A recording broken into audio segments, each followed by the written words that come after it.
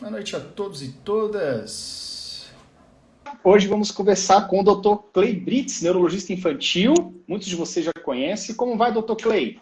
Olá, Tudo tudo bem? bem? Tudo certinho? Me ouvindo bem? Tudo bom, Yuri? Tudo bom, graças a Deus. Dr. Clay Britz, que já fez várias lives aqui comigo, também já fez lives lá no programa Meu TDAH, convidado sempre especial. Hoje nós vamos tratar um tema bastante importante, que é a desinformação que paira sobre o TDAH, né? Antes disso, o Dr. Clay, para quem não conhece, neurologista infantil, vou deixar que ele se apresente. Também pertence lá ao grupo, ao Instituto Neurosaber, né? E aí eu vou deixar que ele se apresente um pouco também, para a gente entrar nesse tema tão importante que é TDAH e desinformação. Boa noite, Dr. Clay. Olá, boa noite. Boa noite a todos que estão aqui chegando nesse momento para essa live gostosa, para tirar todas as informações possíveis. Eu sou neurologista infantil do Instituto Neurosaber, tenho doutorado em Ciências Médicas pela Unicamp. O meu doutorado foi em TDAH e sou também integrante da Associação Brasileira de Neurologia e Psiquiatria Infantil e Profissões Afins. Sou aqui vice-presidente da associação no Paraná, mas faço parte da rede nacional da BENEP e também membro titular da Sociedade Brasileira de Pediatria. Já tenho pelo menos aí 20 anos de estrada em avaliação de crianças, adolescentes e adultos com TDAH. Então, acho que vai ser uma live bem interessante, porque o assunto condiz com a minha história. Com certeza. E somos dois TDAHs conversando aqui. Eu, TDAH diagnosticado na infância, Dr. Clay foi diagnosticado na fase adulta, né, Dr. Clay? Na fase adulta. Inclusive, é o seguinte, vamos começar aqui esse assunto que começou lá no Enem, aqui em janeiro, que falou sobre a saúde mental, transtornos e afins. E aí muitos grupos se levantaram para comentar sobre isso, o pessoal do autismo, da dislexia, do TDAH. E quando toca no nome TDAH, não sei por que cria-se um rebuliço. Tem uma grande probabilidade de criar um rebuliço, porque cria-se tem muita crença com relação a isso, diz que TDAH não existe, que é invenção da indústria farmacêutica, que não sei o quê, sendo que isso é um completo absurdo e, na verdade, o TDAH é um dos transtornos, se não o maior, o mais estudado por toda a comunidade científica mundial, né? Vamos falar um pouquinho sobre isso, Dr. Clay? Como é que estão os estudos do TDAH hoje em dia, para a gente começar já a desmistificar essa questão toda? O primeiro ponto que deve ficar claro é que o TDAH hoje é considerado um transtorno que é tão ou mais descrito na literatura médica e com pesquisas comprobatórias da sua existência do que a própria diabetes ou da própria hipertensão arterial, que são doenças que existem aí e que são popularmente muito mais conhecidas, e o TDAH tem um volume muito maior de evidências da sua existência. Então, chama muito a atenção exatamente isso, né? Como que ainda hoje a gente tem pessoas questionando a existência do transtorno. Isso. Tanto que hoje o TDAH, em alguns grupos, é considerado uma doença negligenciada, né? Porque ela existe, ela é real, ela tem evidências inúmeras, um volume imenso, e tem pessoas que simplesmente anulam, cancelam o TDAH, né? Que é isso, exatamente. Muito aí nas redes sociais. Bom, primeiro mito que tem que cair por terra, que o TDAH foi uma invenção da indústria farmacêutica. Isso é mentira. O TDAH ele foi descrito inicialmente no início do século passado, em 1902. As primeiras descrições científicas. O tratamento do TDAH com medicação só surgiu nos anos 60.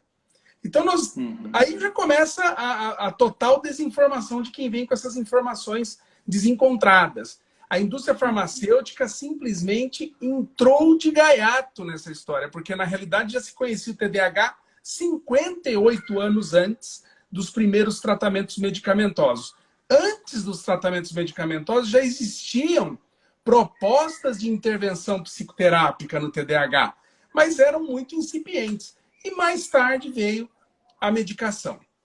Uma coisa que muita gente não pode esquecer. Quando a gente analisa um transtorno, a gente não analisa só um aspecto do seu quadro. A gente tem que analisar o aspecto global do transtorno, o que ele leva de déficits na concentração, é muito mais importante do que a hiperatividade. Os Exato. da desatenção são muito mais impactantes a longo prazo. E leva, sem dúvida, esse jovem, essa criança, a ter atrasos de desenvolvimento neuropsicomotor, principalmente na fala e nos aspectos motores. Leva essa criança a ter maior chance de sofrer bullying, porque ela tem um comportamento insistentemente crítico. A gente acabou de ver uma situação aí em Campinas, onde o pai prendeu uma criança com TDAH dentro de um barril, né? Um barril na parte mais alta da casa lá, porque a criança era insuportável. Em vez de levar para um tratamento... Provavelmente uma criança TDAH que estava ali negligenciada, subdiagnosticada. Inclusive, vamos falar sobre isso. Se o TDAH tudo, falam que hoje tudo é TDAH. Pelo contrário, né? A gente fala um pouco sobre sobrediagnóstico e subdiagnóstico.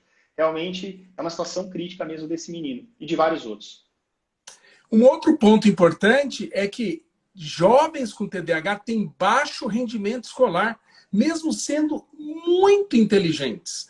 80% desses jovens não vão ler direito, não vão escrever direito, não vão calcular direito, vão ficar para trás durante a trajetória acadêmica, boa parte deles vão desistir de estudar, não vão chegar na universidade e muito menos no diploma universitário. O TDAH reduz a expectativa de sucesso na vida, não só de sucesso acadêmico, profissional, mas de sucesso nos relacionamentos, de sucesso na vida afetiva, de sucesso na inter-relação social com as pessoas. Ou seja, é um transtorno que faz o indivíduo perder facilmente a sua capacidade de autocontrole do seu temperamento, leva a uma desorganização crônica, aumenta o risco de separação conjugal, faz com que esse indivíduo tenha maior risco de desenvolver crises depressivas, transtornos de ansiedade, associação com transtorno de humor bipolar. Como alguém pode achar que esse transtorno não existe ainda, né, Yuri? É um absurdo. E aí o que acontece, doutor, é justamente o que eu falo para vocês aqui. Quem sofre na pele sabe disso. Quem sofre na pele desde pequeno, tá? Desde pequeno mesmo, aquela criança que... Toda criança tem sua dificuldade, né? O nosso cérebro, ele é único. Cada um tem suas partes, você tem facilidades e dificuldades em todos os aspectos da sua vida. Mas aquela criança que tem uma dificuldade extrema de conseguir prestar atenção, de olhar para o quadro, de copiar, e ela quer conversar, ela fica desatenta, voando, ela quer chamar... Aí ela começa a ser excluída porque ela tem um comportamento inadequado, ela é excluída dos coleguinhas, e aí a bola de neve, ela vai ter comportamentos ainda mais inadequados para tentar chamar atenção de forma inadequada e vai ficar cada vez mais excluído. Aí ainda tem essa questão de estigma. Muitos professores admitem, aceitam a questão do TDAH, sem qualquer tipo de resistência. Mas ainda temos uma boa parcela da população que acha que tudo é TDAH, não sei o quê. São pessoas que não sentem na pele. Porque eu senti na pele, eu apanhei demais, doutor Clay. Justamente porque eu não trazia a copiado do quadro, a tarefa feita para casa, não levava no dia seguinte também que eu tinha que fazer em casa, procrastinava. Sentava 2 da tarde, doutor Clay, abria meu caderninho para fazer a tarefa, dava 6 da tarde, não tinha feito uma linha.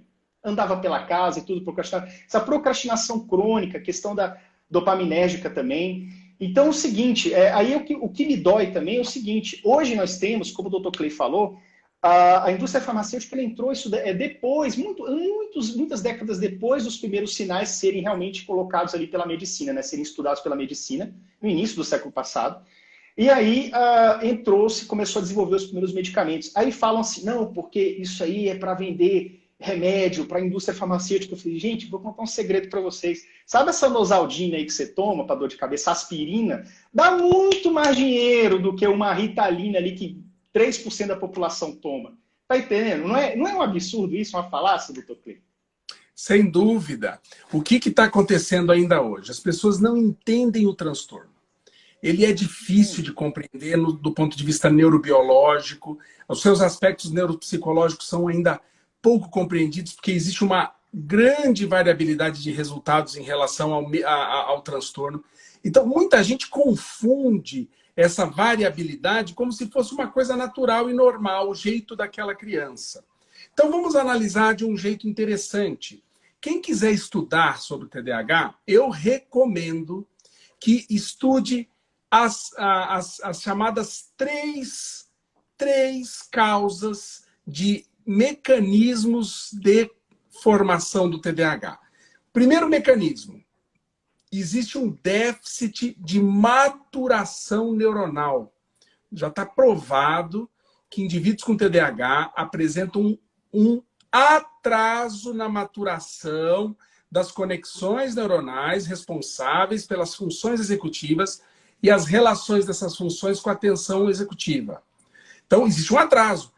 Existe um atraso aí de mais ou menos 5 anos.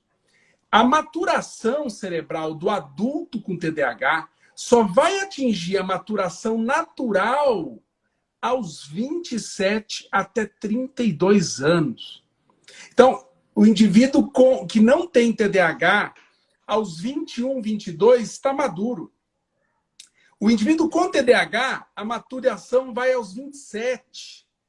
Então, ele demora muito mais para entender responsabilidades, compreender situações típicas ou detalhadas do ambiente, de autocontrole para refletir sobre uma situação, dificuldade de analisar todos os processos que estão ali prontos para ele poder realmente pensar e ver o que é melhor, o que não é melhor. Então, todo esse processo demora mais para acontecer. Então, nós temos um atraso na maturação. Segundo aspecto do TDAH, a gente tem um déficit de dopamina e noradrenalina nas vias neuronais responsáveis pela atenção e pela concentração. Então, há um déficit mesmo. Isso não foi criado por uma mãe que não educou, nem um pai que não deu limite, ou faltou oportunidades do ambiente para essa dopamina ficar baixa. Não, nasceu com a pessoa. E o terceiro fator, e um fator muito importante, é a desconexão que existe entre algumas áreas que deveriam estar bem conectadas mediante a idade da pessoa. Então, por exemplo, se a gente comparar o conjunto de cérebros de pessoas típicas com pessoas com TDAH, a gente vai ver que as áreas que as pessoas típicas normalmente ativam para cumprir tarefas, o indivíduo com TDAH não ativa. É apagada, né, doutor? É apagada. Olha aí. Isso é uma evidência neurocientífica que nós já conhecemos há mais de 15 anos. Então, nós temos um problema de maturação, temos um problema de neurotransmissão e temos um problema de conexão. Está aqui, está provado. Isso só não aparece na cara da pessoa, mas aparece aos olhos. Nos olhos. Como é um transtorno que afeta performance e comportamento e não dá em ressonância, não dá em tomografia, nem em exame de sangue, as pessoas acham que ele não existe. Mas aí as pesquisas vêm e mostram, por exames mais detalhados, exames funcionais, de que esse cérebro não processa informações da mesma forma.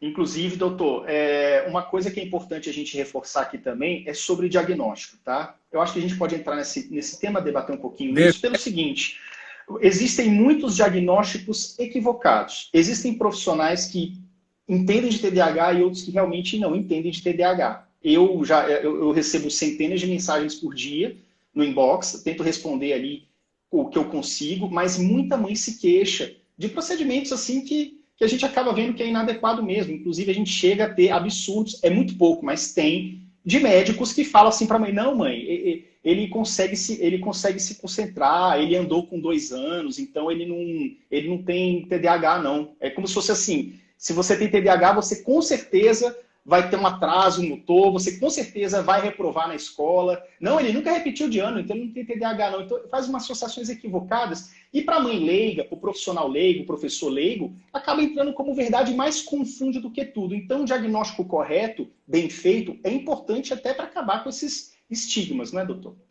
Sem dúvida.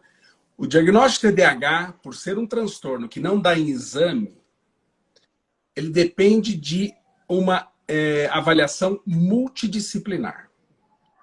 Começa como? Primeiro, a suspeita, a análise que o pai e a mãe e a escola vêm observando nessa criança.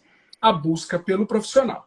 O profissional que vai investigar, ele tem que olhar, primeiro ponto, o que é o TDAH do ponto de vista detalhado.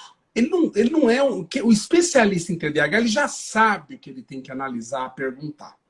A partir daí, ele tem que observar o comportamento e o rendimento social, comportamento e rendimento afetivo, comportamento e rendimento acadêmico, comportamento e rendimento no neurodesenvolvimento da criança, do adolescente, comportamento adaptativo. Quer dizer, ele tem que fazer uma análise completa do que está acontecendo, não só no contexto escolar.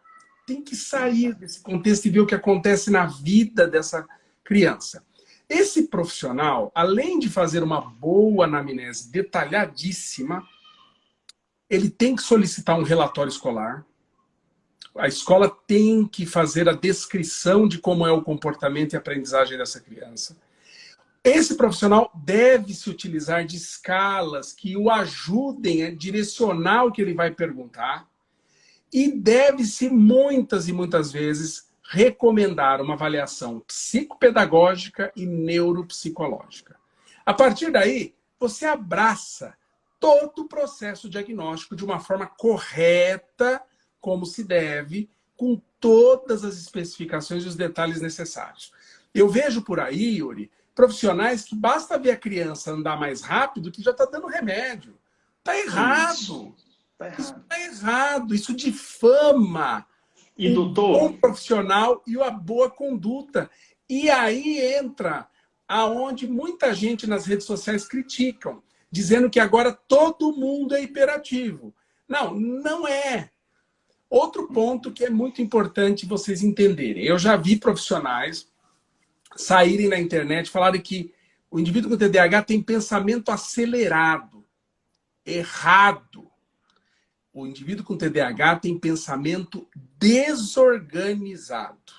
Esse é o termo correto. Se a gente for resumir o TDAH num só conceito, é um transtorno que leva à desorganização do pensamento.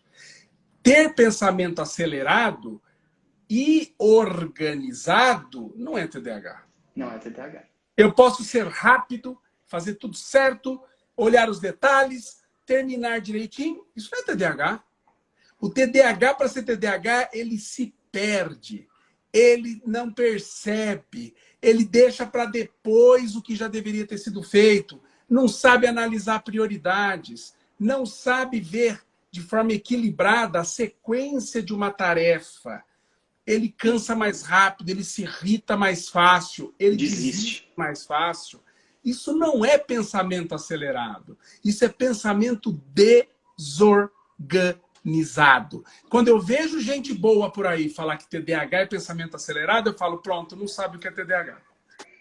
E acabou de propagar uma desinformação para milhões de pessoas, para atrapalhar ainda mais. Doutor, exatamente isso, porque, veja bem, quando você tem o quê? Você tem o diagnóstico, as comorbidades, a gente pode falar um pouquinho disso também. Existem muitas comorbidades que são associadas ao TDAH, equivocadamente ou não.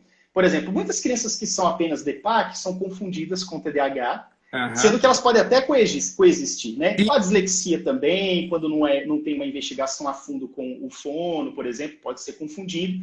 Então, esses diagnósticos também equivocados, feitos às pressas, ou talvez com um profissional que não entenda muito de TDAH, o que infelizmente existe, pode fazer com que também as pessoas criem esse estigma de se foi diagnosticado errado é porque é um diagnóstico frágil. Na verdade, a pessoa que realmente tem que ter uma sensibilidade maior para a questão do TDAH e não confundir com essas comorbidades, né, doutor Cleiton? Sim.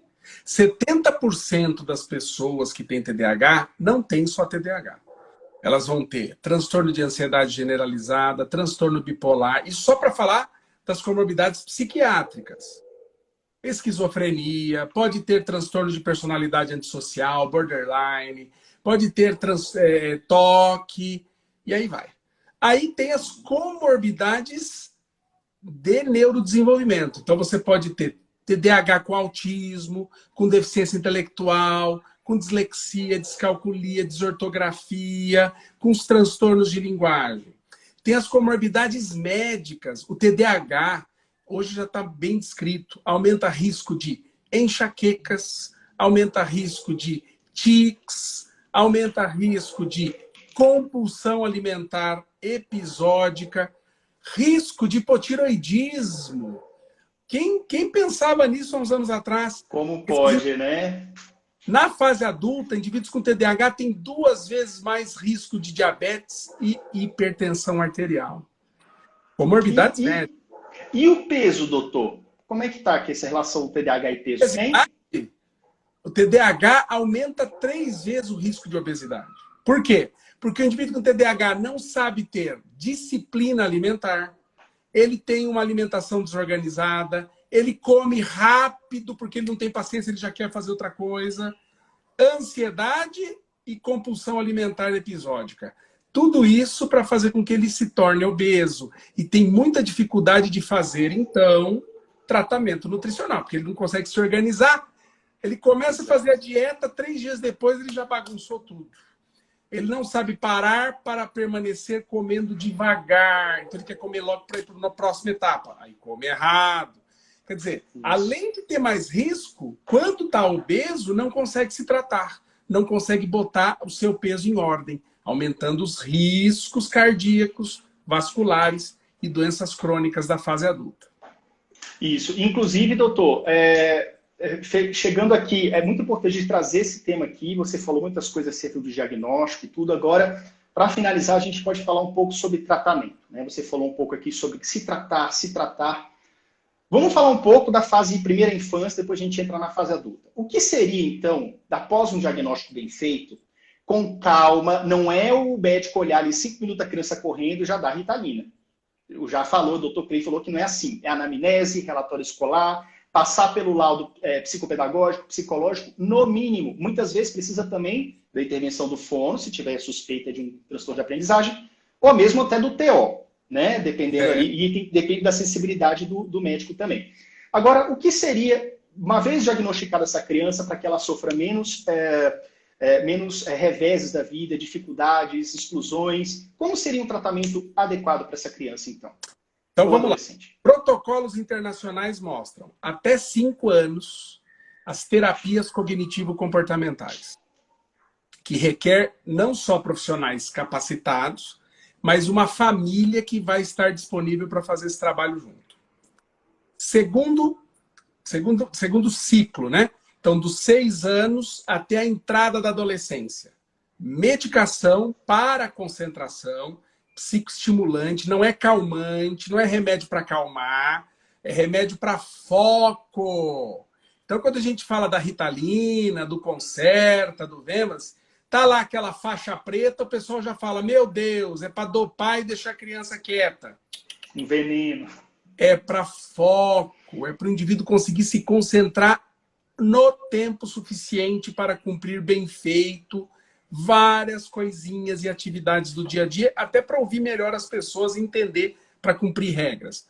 Medicação, psicoterapia comportamental e, nos casos onde há atrasos de linguagem, atrasos motores, problemas outros, fonoaudiólogo, TO, psicopedagogo. Então, bastante coisa.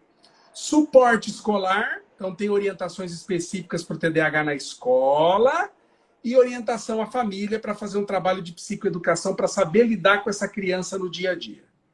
Na adolescência não muda muito, é mais ou menos o mesmo esquema terapêutico. Entra a medicação, psicoterapia comportamental e tudo que eu já falei.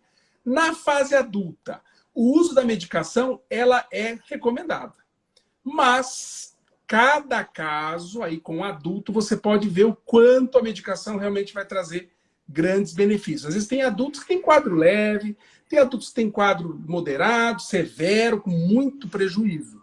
Aí é necessário medicar mesmo. Uma coisa é certa, se a criança chegar na adolescência com TDAH, ela tem 50% de chance de ser TDAH para o resto da sua vida. Se ela chegar na fase adulta com TDAH, ela vai ter TDAH pro resto da vida. E aí o tratamento vai variar muito do perfil da pessoa, onde ela vive, o que ela faz, o contexto. Mas, via de regra, medicação, psicoterapia comportamental, mas mais voltada para um coaching executivo, né? O indivíduo aprender a lidar com as suas limitações. Consigo. Dificuldades, criar mecanismos de compensação, a utilização de tecnologias assistivas para facilitar, saber lidar com a sua rotina, e apoio, muitas vezes, psicoterápico para as consequências emocionais do transtorno. Baixa autoestima, sensação de perda, desespero, fobias, dificuldade de lidar com o dia a dia. Então, essas pessoas podem ter mais burnout, elas podem ter depressão, elas podem entrar numa vibe crônica depressiva. Então, olha, o tratamento não é simples. E o tratamento não é baseado em mudança de postura dos pais pura e simples. Você precisa ter suporte medicamentoso. Lembram que há pouco tempo, alguns minutos atrás, eu não falei que há uma falta de dopamina, que há um problema de maturação, que há um problema de falta de ativação do cérebro em algumas áreas? Como que nós vamos resolver isso se a gente não medicar? Certo? Não é uma questão de apenas mudar o comportamento sobre a criança, né?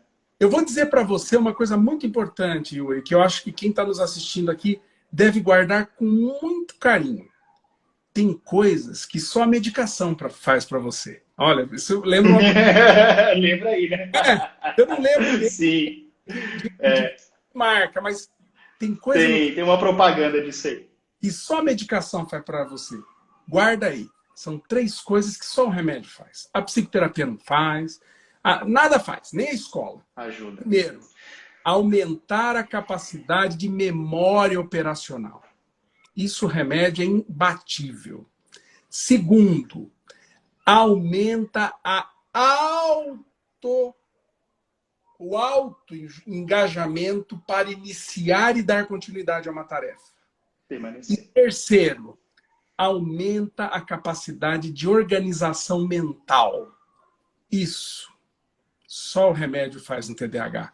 Não adianta que não tem jeito. Sabe o que eu ouço no consultório? O paciente volta um mês depois e fala: doutor, eu parei de ficar pensando 500 coisas ao mesmo tempo. Agora eu consigo pensar numa de cada vez. Organizar. Doutor, agora eu memorizo o que eu leio.